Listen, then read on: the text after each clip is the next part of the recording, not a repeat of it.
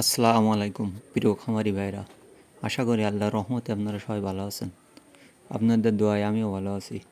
আমার এই সোনালি super hybrid মুরগিগুলো কিছুদিন আগে বিক্রয় করে দিয়েছিলাম। এই মুরগিগুলো এভারেজ কেজি প্লাস ওজন হয়েছিল। আর আপনারা জানেন আমি সবসময় লিডার হিসেবে বালি ব্যবহার করি, তাই বালি ফেলানোর জন্য প্রত্যেকবারই জোন নিই। তাই এবার আমরা নিজেরা কেটে ট্রলির মাধ্যমে ফেলাচ্ছি। এই ট্রলিটা আমি কিনে নিয়ে এসেছি। তবে ট্রলিতে বয়ে অনেক উপকার হয়েছে, কারণ ট্রলিতে একবারে 3 থেকে 4 ঝুড়ি একসাথে নিয়ে যাওয়া যায় আর কাজটা অনেক ইজি। এই যে দেখেন, দূরে নিয়ে এক গর্তের ভিতরে ফেলাই দিচ্ছি। আর আপনারা মুরগি বিক্রয় করার পরে অবশ্যই বেল্ডিংকার ট্যাঙ্কি পরিষ্কার করবেন, কারণ এতে পর্যাপ্ত পরিমাণে আয়রন থাকে, বিভিন্ন ব্যাকটেরিয়া থাকে। তা মুরগির ব্যাস শেষ করার পরে আমি ওই যে ট্যাঙ্কিটা দেখছেন, ওর ভিতরে ব্লিচিং পানির সাথে গুলে রেখে দিই একদিন। এই একদিন রাখার ফলে এর ভিতরে যতগুলো আয়রন আছে এগুলো আস্তে আস্তে ছেড়ে দেবে। ছেড়ে দেওয়ার পরে এই পানিগুলো পাইপের মাধ্যমে বের করে দেবো। বের করার পরে যে পিএইচ পাওয়া যায় ট্যাবলেট আকারে, যেগুলো পাওয়া যায়, এই ট্যাবলেট গুঁড়া করে পাইপের ভিতরে ঢুকাই দেবো। ট্যাঙ্কের ভিতরে পাইপের ভিতরে ঢুকাই দিয়ে তারপরে পানি দেব। পানি দেওয়ার পরে আবার আস্তে আস্তে এগুলো ফুটবে।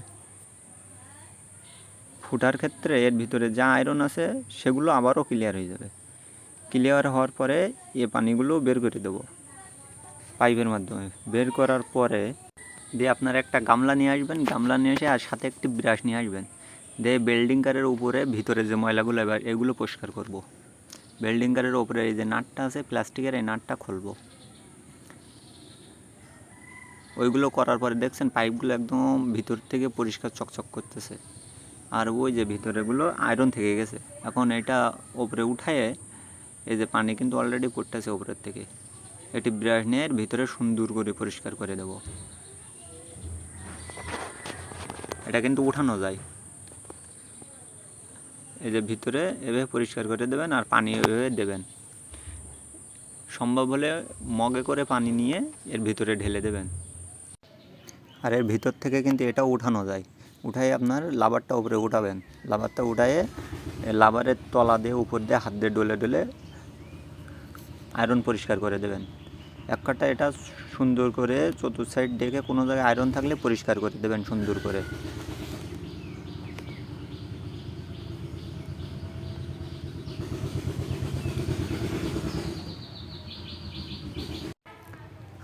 আর পানি আপনার যে মধ্যে দিয়ে পড়বে তার ভিতরেও কিন্তু পর্যাপ্ত পরিমাণে আয়রন থাকে। এই কারণে যে কোনো একটা কাঠি নিয়ে কাঠির মাধ্যমে ভালো করে পরিষ্কার করে দেবেন। আর পরিষ্কার করার সময় এই যে পাইপের যে চাবিটা, এটা কিন্তু বন্ধ করবেন না। এই পাইপের মাধ্যমে যা একটু অর্ধেক ময়লা থাকে এই পানির মাধ্যমে কিন্তু বেরোয় যাবে পাইপের ভেতরের ময়লাগুলো, কিন্তু এটা অন রাখবেন। পরিষ্কার হয়ে গেলে সুন্দর করে আবার এভাবে লাগিয়ে দেবেন। লাগানোর পরে আবার পুনরায় ওই যে পিএইচের যে ট্যাবলেটটা আছে এই ট্যাবলেট গুঁড়া করে পাইপের ভিতরে দিয়ে, মানে ট্যাঙ্কের ভিতরে পাইপের ভিতরে দিয়ে আপনারা আবারও পুনরায় পানি দেবেন। দিয়ে একদিন রেখে দেওয়ার পরে পানি সব ঝেড়ে ফেলাই ওইভাবে রেখে দেবেন।